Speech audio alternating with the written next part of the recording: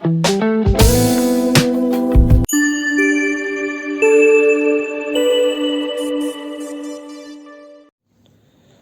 Herald में कहानी आज ऐसे महानायक की जिसे 9 साल की उम्र में छुआछूत या जाति प्रथा का सामना करना पड़ा। नमस्कार दोस्तों, मैं सुशील कुमार दलित हेराल्ड में आपका स्वागत करता हूं।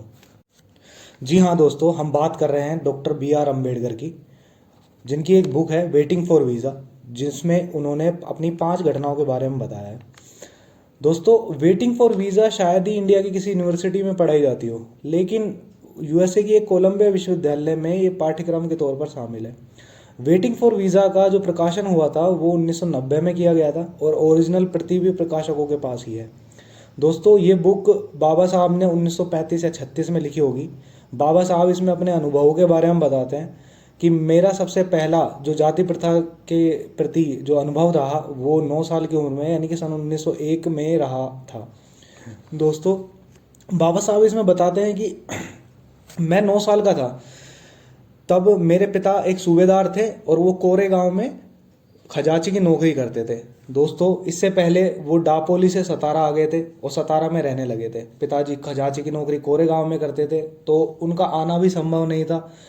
तो दोस्तों, घर को चलाना एक बड़ी समस्या थी। दोस्तों, पीछे बाबा साहब, उनके बड़े भाई और बड़ी बहन जिनकी मृत्यु हो चुकी थी, उनके 2 लड़के काकी साथ रहते थे। काकी चल फिर नहीं पाती थी और उनके लिए खाना बनाना एक बड़ी समस्या या एक चुनौती थी।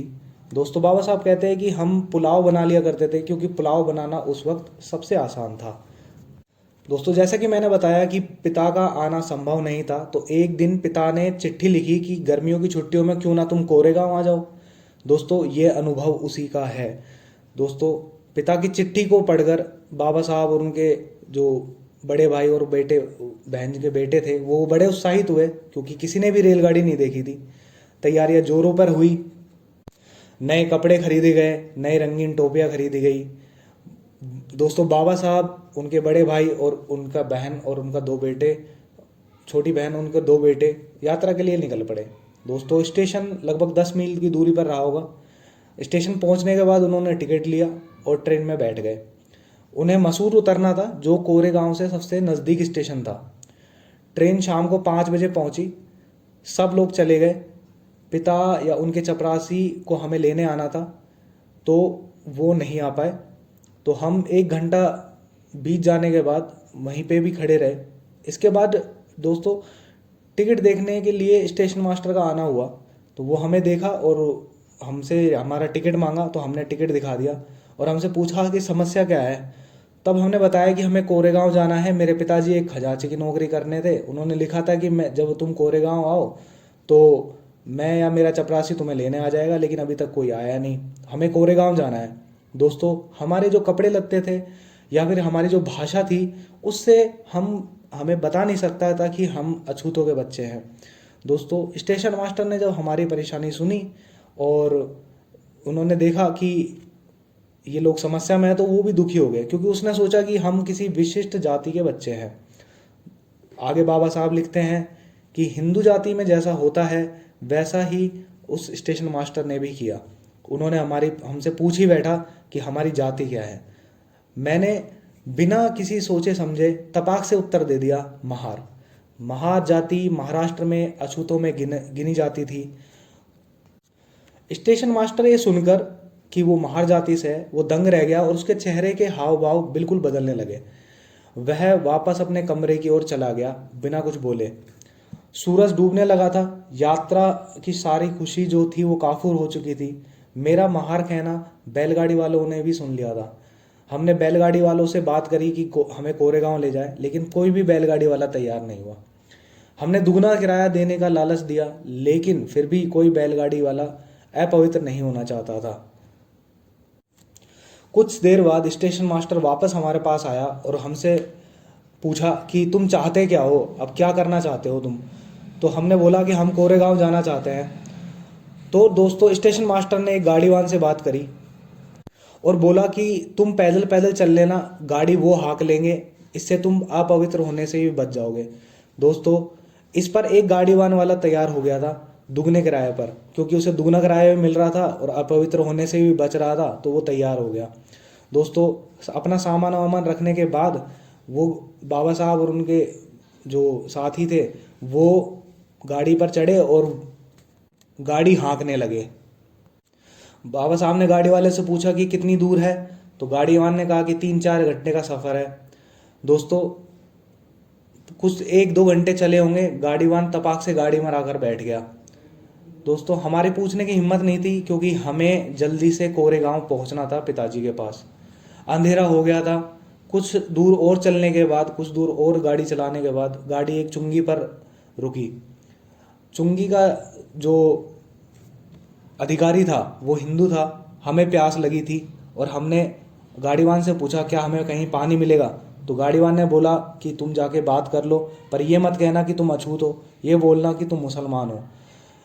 दोस्तों, हम चुंगी वाले के पास गए और हमने बोला कि बाबा हमें प्यास लगी है, हमें पानी पिला दो। तो चुंगी वाले ने पूछा कि तुम्हारी जाति क्या है, तो हमने बताया कि हम मुसलमान हैं। चुंगी वाला नाराज़ हो गया और बोला कि मुसलमानों के लिए पानी जो है वो पहाड़ी पर है, जाओ और पहाड़ी से पानी पी लो। दोस्तों, हम वापस आए और गाड़ी के नीचे कुछ बिछाकर हम वहीं प्यासे सो गए। सोने के पश्चात सुबह 5 बजे गाड़ी वाला आता है और हमसे बोलता है कि चलने के लिए, लेकिन हम कोई रिस्क नहीं लेना चाहते थे, तो हमने बोला कि 8 बजे चलेंगे। सुबह 8 बजे सूरज निकल चुका था और हम चलने के लिए, कोरेगांव जाने के लिए तैयार थे। दोस्तों, हम कोरेगांव पहुँचे। हमारे पिताजी हमें देखकर दंग रह गए कि हमसे पूछा कि तुमने मुझे चिट्ठी क्यों नहीं लिखी। तो मैंने बोला हमने चिट्ठी लिखी थी, शायद आपको चिट्ठी मिली नहीं। दोस्तों, इस घटना से बाबा साहब बड़े दुखी हुए। उन्होंने आगे अपने लेख में लिखा है कि इस घटना की मेरे जीवन में काफ़ी अहमियत है। मैं जब 9 साल का था, यह घटना मेरे दिमाग में एक अमिट छाप छोड़ पड़ी थी। इसके पहले भी मैं जानता था कि मैं अछूत हूँ और अछूतों को कुछ अपमान या भेदभाव का सामना करना पड़ता है। मसलन स्कूल में भी मैं अपनी बराबरी के साथियों में नहीं बैठ पाता था।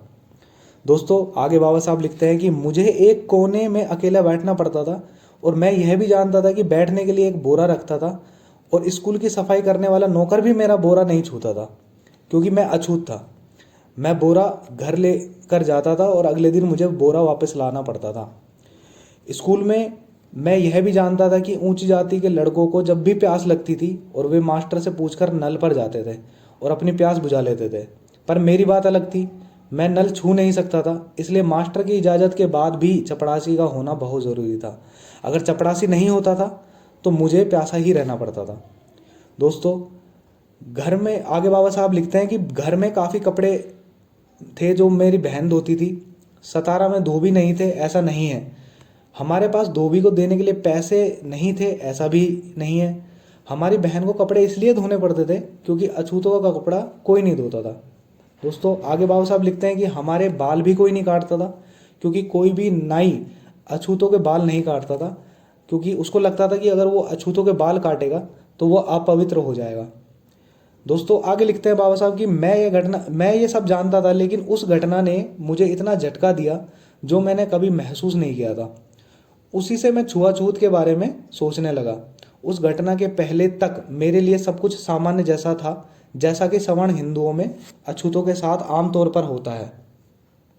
दोस्तों, आज हम इस घटना के बारे में सोचेंगे तो हमें लगेगा एक सामान्य सी घटना है, पर आप सोचिए एक 9 साल के बच्चे के साथ जाति प्रथा का ऐसा व्यवहार उस समय होना और उसको वो बिल्कुल हेल्पलेस महसूस करना कैसा रहा होगा।